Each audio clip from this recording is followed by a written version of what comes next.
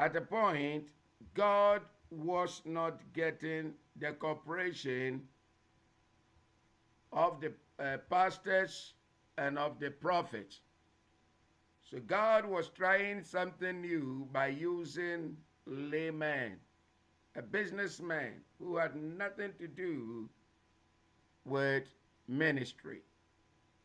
God put things in the heart of Nehemiah, and we saw how he started showing concern about the people that have returned to the land. After Ezra and others have just gone, they had wanted to go and rebuild the temple. Time has lapsed, and these people now have turned onto their own way. But the situation was unbearable. The people were in deep trouble. The walls have been broken. The gates also burned. It's a defenseless place. So when Nehemiah found out from his brethren what has actually transpired and what's going on, he shook his head and said, no, this is not a laughing matter. I must get this thing into the presence of God. And the Bible says that he fasted and prayed and asked for God to intervene. That's a man full of intercession. We saw how the king came in. God was behind the scene. King came in after Xerxes wanted to find out from his own cupbearer what is going on. There came in Nehemiah standing before the king. But what is so interesting is that the queen was also sitting by. And we yesterday talked about how the king heard him as he had asked, what do you think I can do for you? Because your countenance shows that there is a problem and there is so much that we can do. This is a man that I've had a good relationship with. You see, you can't just go to someone and tell the person of what you feel until you build a capacity of relationship. He knows him, that this is not the way he reacts in the palace. And so the queen also sat down, and we saw how the queen had to nudge the king to grant Nehemiah his request. Now the king came in and asked, when do you think all this will take place? If you go, when are you coming? And all these kind of conversation that should have been a long 2 chapters, we talk about Nehemiah using the word so, was his favorite word. He uses so to cut all the issues that was transpiring there and went straight to the point for you and I to grow something. We've learned something about how we have to be very discreet and how we have also to be very on point. And that's what we've gleaned out from this word. Now Nehemiah has been granted the permission. He's going with a school of army. And so, not like the other way, when Ezra was feeling ashamed because he had already declared that God is going to be his help.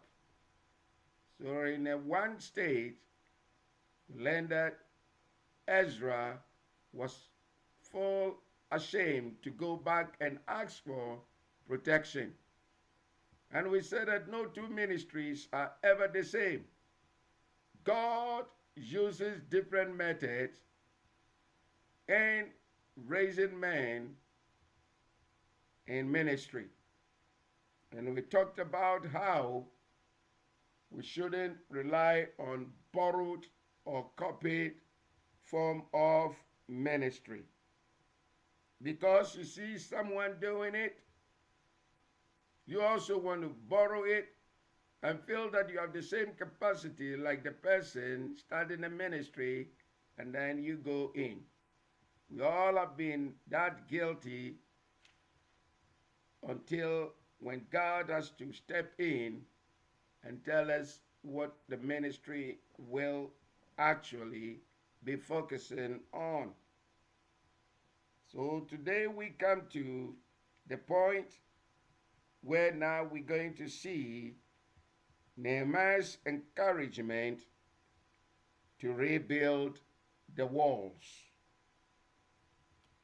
Now, having made the proper survey and evaluation of the work to be done,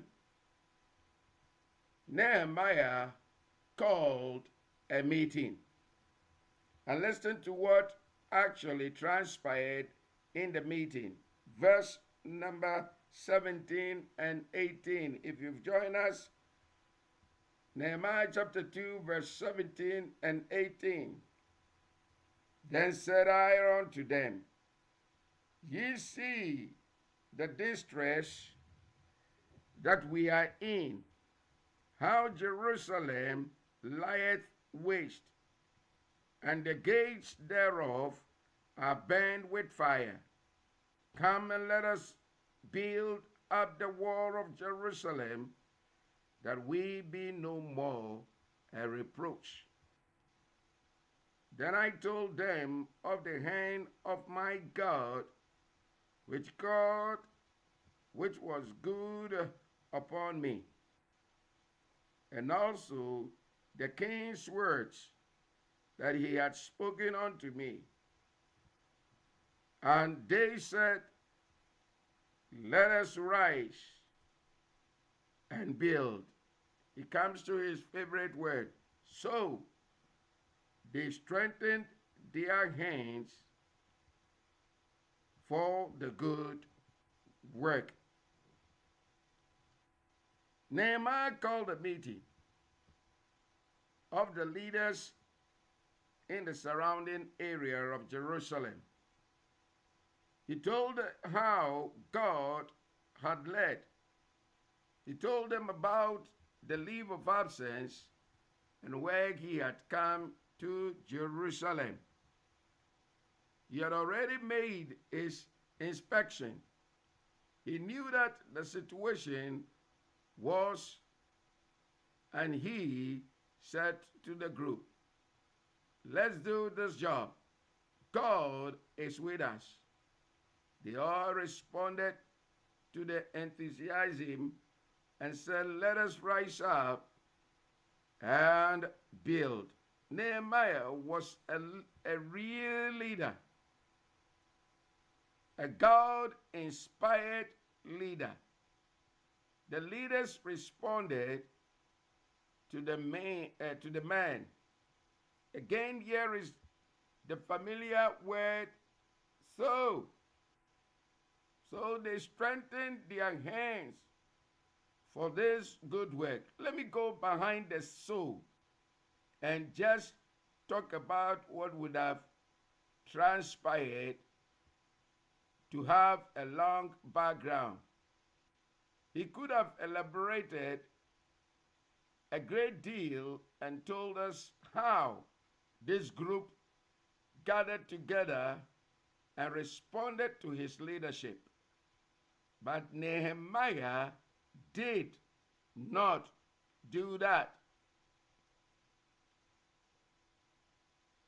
He is a very modest layman who stays always at the background. So let's move on to verse 19. But when Sanballat, and Honite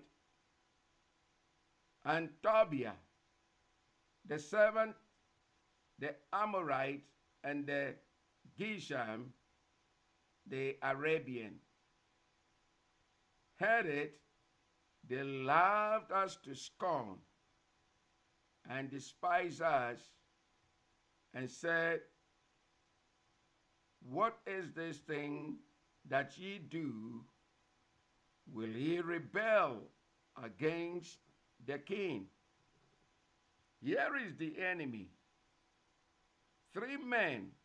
This is not a nice little trial to have around you. Friends, I suppose that every man of God not only has wonderful men around him, but he also has a few men like Sanballat and Honite and Tobiah, the servant, the Amorite, and Geshem, the Arabian. The enemy will use different methods to try to discourage you. Generally, ridicule is the first method of the enemy. If you don't know what really transpired when you announce your intention of being in a ministry, I quite remember when I have just gone out to be on my own business. After you've gone through school, achieve what the degree that you want, your projection is to become also like one of the class business people around, dreaming of having a beautiful house, having a wonderful home. And so you work towards that goal. And all of a sudden, I fell into a deep sin. I must confess, I fell into a deep sin. And I wasn't very pleased with what I was doing. Actually, what I was doing was not even the satisfactory. So I found myself, even though I might be around people who were cheering, I wasn't pleased at all. And it came to pass. I made an announcement that the Lord is calling me into his ministry. Announcing this among friends on one lunch time, sitting at the round table with friends. The moment I announced it, everybody held their mouth because food was in and they didn't want to throw it out because of the laughter that came out and the scorning. There was more ridicule, and I can remember and see the time so close like that. They ridiculed me. What in the world are you telling us? Being a pastor, to go into a ministry, are you out of your mind? And they scorned me. Few days lapsed, and I wasn't so pleased that actually the enemy was telling me to go and change my words and tell them that I was kidding. I wasn't very serious.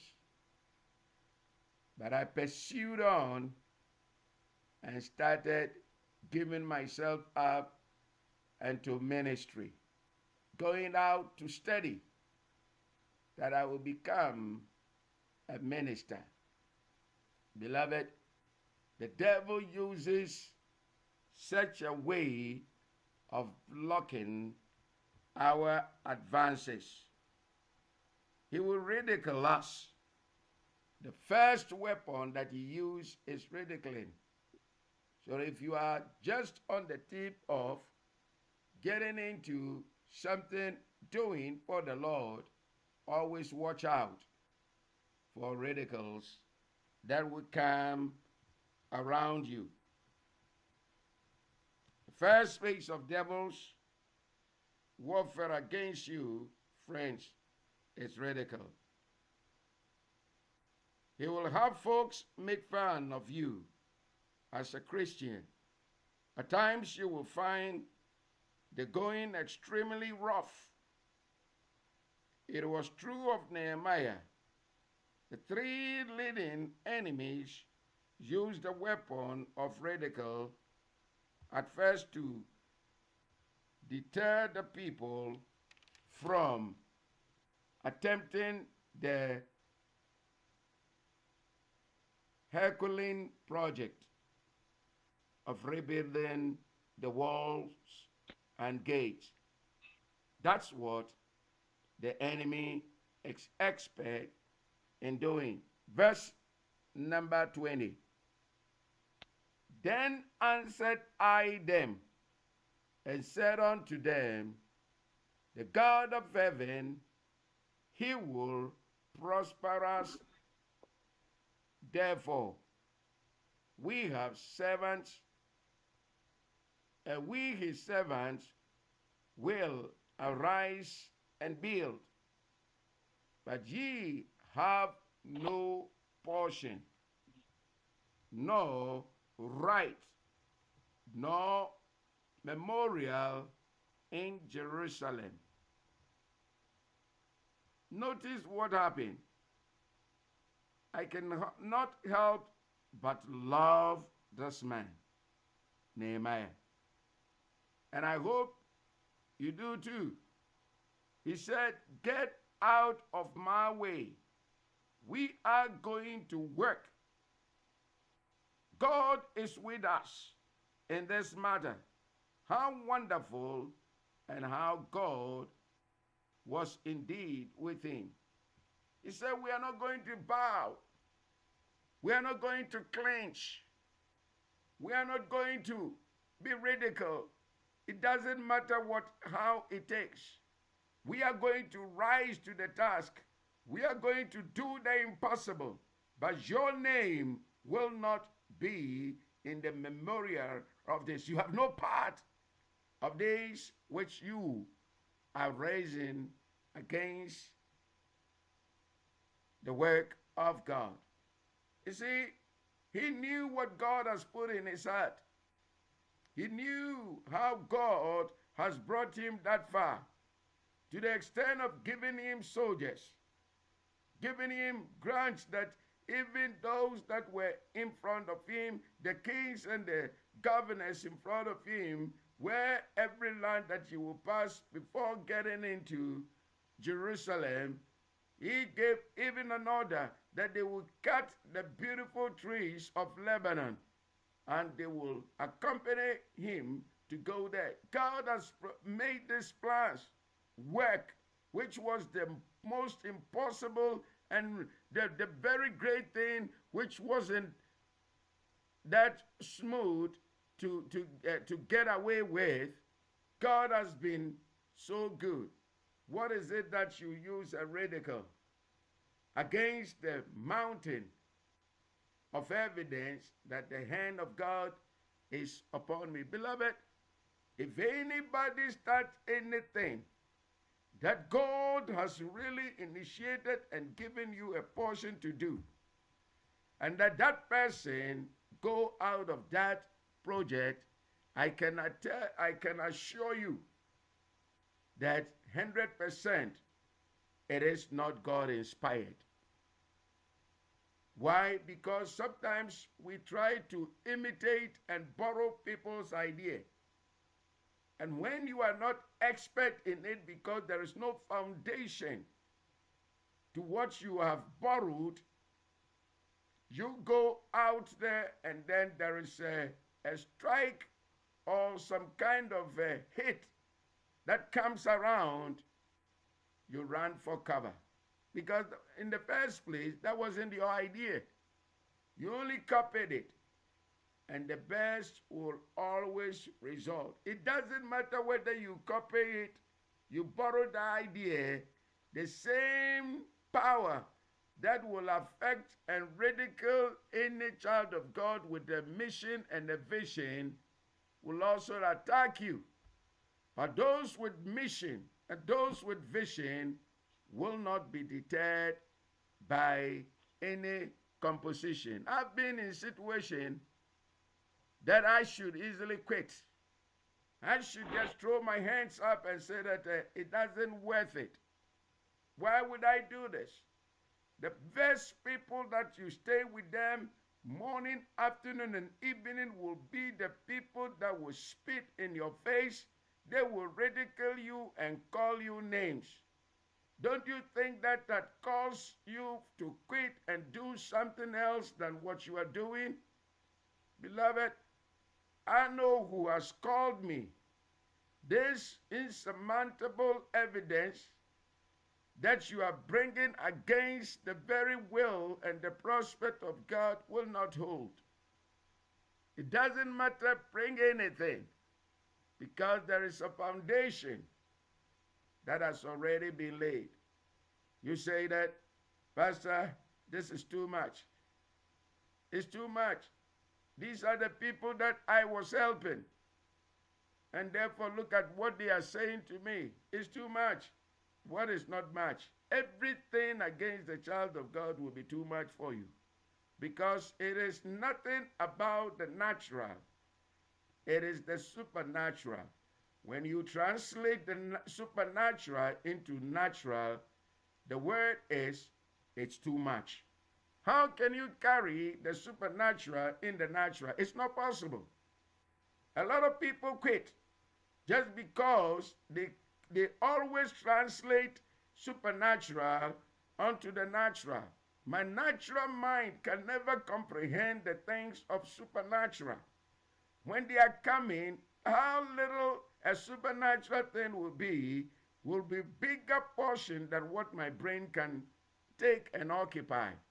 So the only thing that I would do is hands down, quit. And that's the only way the natural man will do. But the supernatural is the beginning. And therefore, don't quit when others are ridiculing you. Don't quit when others are making it impossible. Don't quit as long as it's not a borrowed culture. It's not a borrowed idea. Beloved, I am telling you, continue in that grain and you will make it. God is a God that begins and he brings it to a perfect end. I've never seen anybody coming out with a plan saying that this is how God started and making it out with me. And therefore, this is how God is going to see the end of it. If you ask me right now today, what's going to be the end goal of my ministry, I would tell you that I don't know. Why? Because I have no clue where he's taking me to. All what he does is that as I open my mouth and get into the strides of the ministry, he progresses me day after day, time after time. The end goal is in his son. Because that's what he said. Occupy it until I come. That's the only word that encourages me. Say, occupy it until I come. And therefore, I don't have any end game. I don't know. Somebody asked me, do you think that you go on retirement on this? I don't know. Where God is going to tell me that it will be, I don't know. I've seen a lot of ministers getting out of retirement and they never even thought that they would ever retire. But it came to the time that they retired. But as for me, I don't know. As long as the voice remains, as long as strength and health prevails, I don't know what is ahead of me, because all what I have to do is. And every time that I never quitted the dream of becoming a minister of God, since I was able to rise against the ridicule, nothing from any contest bothers me any longer. But the initial stage of ridiculing will speak volume to you to quit what you are doing. But I want to encourage you, rise above the challenge and tell that you have no portion in what God has really placed over me. I am going to do it. I will never bow. I will never clench. I will never, never, never give up, because what God has started, He will bring it to a perfect end. We want people who are stubborn in faith, who will never relent, who will stand and shine in spite of all the ridicules. They will move on into their stages. I've seen people dwarfing out and chickening out. When the things come and the ridicule comes, they wanted to quit. If you are on this line and you wanted to quit on anything that God has really initiated in your heart, I want to strengthen you this morning. Keep on. Roll on. Don't give up. That's what God is going to be glorified in it. Years after this, you'll remember the same voice that is telling you, don't give up. I said that I took that challenge up, and here am I today. Every ministry begins with an attack, and the devil uses different methods. But the first thing is that he will ridicule you. I don't know what you are going through, but because you are going to be stubborn in faith, and you're not going to clinch, and you're not going to bow, and you're not going to recess with the idea, you are going to win. You are on the winning side, because the devil has no portion in what God has mounted for you. May His name be glorified. Take this very thing very serious, that it is going to come at every point of your life. God is going to make Himself so much available, and He will make you look stronger. Don't think that because you are a child of God, this is going to be an easy walkover. Being a child of God means that you have only licensed yourself for ridiculing. And that's the only title that you have to see on the other side. Say, I have a ministry. The other side is ridiculing. So the enemy is going to bombard you with all kind of. He uses friends. He uses family members. When you became a Christian, do you think even your family members accepted you easily? When you got out of and you were just moving into a different realm, the people that baptized you and those who knew you from your old nature would just say that, do you think that this born again thing is also on you? How ridiculed will anything of that sort be? That people that you love and trusted will all be mocking you and even give you titles. See him, the pastor. There comes the pastor. There comes the man of God. Not in good fame, but in the way of ridiculing. In Nehemiah's time, they said they loved them to scorn. Get to know the meaning of scorning. It is when it's like humiliating. They make stupid out of you. And so that is when you scorn someone. If you love someone, it's a little degree. But when you scorn him, that's a very, very serious business. You make stupid out of it. Look at him, a joke out of that guy. Are you joking? And that's what they were telling Nehemiah. This man was relentless. And he said, I'm not going to stay in this kind of ridicule. I will move into the shape. Let me announce to you, you have no portion in this, and your memory will not be in Jerusalem. Can you imagine? From that point on, he's saying that you will be wiped out. Anytime they talk about the walls, they talk about the rebuilding of this city, your name will never come as part of the people who build. You will be sanctioned and separated out as mockers. And that's what we are studying now. Their name is not enshrined in the building of this great edifice and great city of Jerusalem. I want you to announce to the enemy, you don't have any portion on what God has elected me, even in Jesus' name. Amen.